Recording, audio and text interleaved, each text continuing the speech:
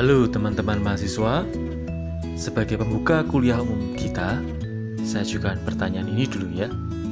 Menurut Anda, apakah diperbolehkan untuk mengasihi orang yang berbeda agama atau orang yang berbeda opini, berbeda suku?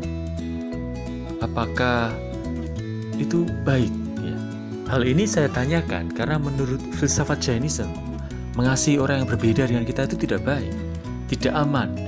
Wajar apabila orang saling mengkafirkan, orang menjaga jarak, orang tidak simpati karena itu bisa berbahaya bagi eksistensi pribadi saya maupun golongan saya sendiri. Tetapi itulah keberagaman yang terjadi di Indonesia. Cinta kasih itu juga merupakan landasan yang penting bagi kehidupan manusia. Kita harus bisa belajar mencintai diri sendiri, otomatis kita bisa mencintai orang lain. Sehingga agama yang kita cintai bukan untuk membatasi suatu hal, tetapi justru membuka diri secara luas agar perasaan damai dapat terjalin dengan baik. Dalam ajaran cerita dari keluarga saya sendiri, yang mana saya terlahir di keluarga yang memiliki perbedaan. Di mana perbedaan itu adalah papa saya dari keluarga Katolik dan mama saya dari keluarga Muslim. Pada saat perayaan hari besar seperti hari raya atau Natal, biasanya keluarga saya ini bersama-sama mengikuti atau berpartisipasi dalam perayaan hari besar tersebut.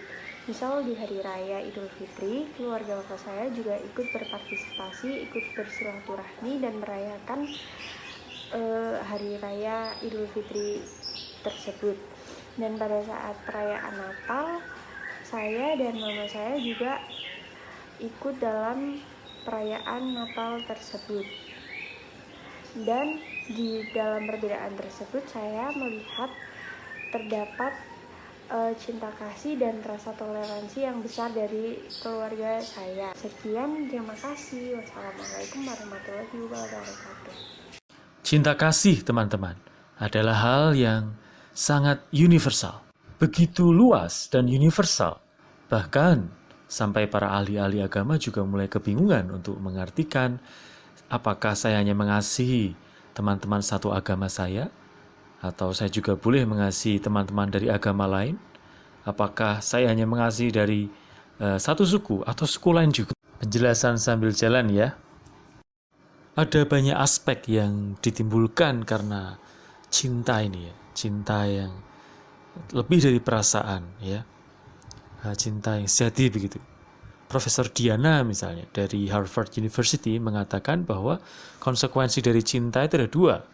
Yang sisi positif itu berarti bahagia, puas, hasrat, sukacita, dan banyak hal positif lainnya. Tapi ada juga sisi lain, emosi negatif, sedih, kecewa mendalam, perpisahan, sakit, penderitaan. Nah, dua sisi ini muncul karena cinta. Jadi, menurut Profesor Diana itu cinta itu bisa dingin seperti udara di Salatiga ini, atau juga panas. Ya, ada dua sisi. Sementara Profesor Judith Kornberg itu mengatakan bahwa kita harus membedakan cinta kasih secara manusiawi atau cinta kasih ilahi. Ya, memang kalau kita berfokus pada cinta kasih manusiawi, ada banyak hal-hal seperti sakit, penderitaan yang masih dirasakan.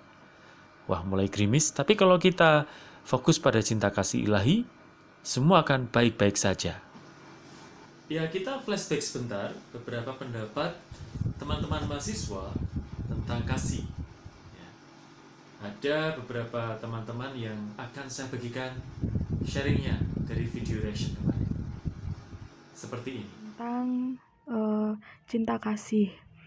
Nah, pada agama saya sendiri, saya beragama Muslim.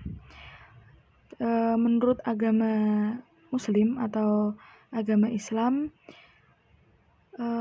cinta merupakan rasa kasih sayang yang muncul dari lubuk yang paling dalam, mempunyai ketulusan dan menjadikan seseorang rela berkorban tanpa mengharapkan imbalan kecuali imbalan dari Tuhannya atau imbalan dari ridho Allah Subhanahu wa Ta'ala.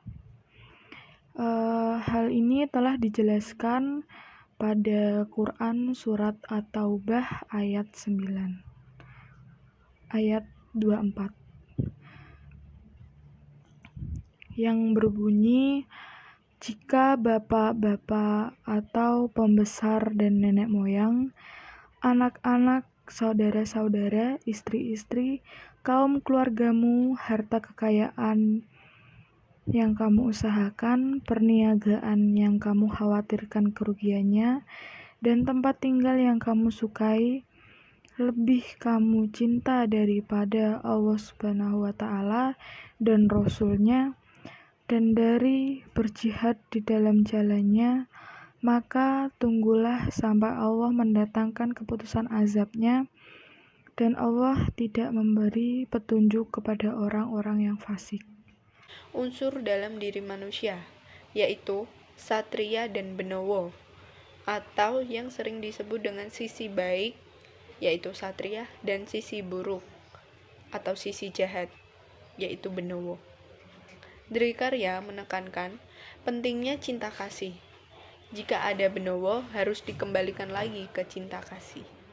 Oke, menarik bahwa ada yang mengatakan barang siapa lebih mengutamakan harta, kedudukan, jabatan daripada cinta akan Tuhan, cinta akan Allah atau jihad, wah dia akan mendapat balasan dari yang buruk dari Tuhan. Tetapi ingat juga bahwa ada teman kita yang menambahkan bahwa manusia mempunyai dua sisi, satu benawa, dua satria, sisi buruk dan sisi baik. Sisi mana yang mencintai Tuhan itu? Sisi benawa kita atau sisi satria kita? Kalau sisi benawa kita yang mencintai Tuhan harus hati-hati karena emosi, amarah itu yang menguasai. Semoga satria yang mencintai Tuhan. Sri Mata Devi dari India memberikan perumpamaan yang menarik mengenai cinta kasih dan manusia. Dia mengatakan bahwa cinta kasih dan manusia itu seperti air dan pohon. Pohon itu memang membutuhkan air. Tapi apabila air itu hanya disiramkan kepada cabangnya saja, pohonnya bisa mati. Apabila air hanya disiramkan pada buahnya, pohon juga bisa mati. Jadi, pohon membutuhkan air melalui akar. Jadi, air itu disiramkan pada akarnya. Nah, nanti akar akan mengirimkan air ke seluruh tubuh dari pohon sampai daun, sampai ranting, sampai buah. Demikian juga dengan cinta kasih. Kalau manusia itu egois, hanya mementingkan kasih sayang hanya pada golongannya sendiri saja.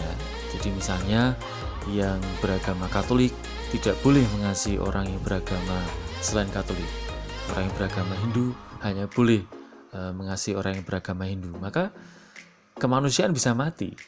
Karena pada dasarnya setiap orang saling membutuhkan untuk berbagi kasih satu dengan yang lain. Entah dari satu agama ke agama lain, entah dari satu suku ke suku lainnya, entah dari satu budaya ke budaya lainnya. Orang perlu saling mengasihi dengan tulus. Hanya dengan demikian, harmoni di dalam dunia bisa terjadi. Nah, indikator dari kasih yang tulus itu adalah kemampuan untuk mengampuni. Ini menurut Judith Kornberg Greenberg. Nah, silahkan teman-teman mahasiswa menuliskan tugas ini di kolom komentar.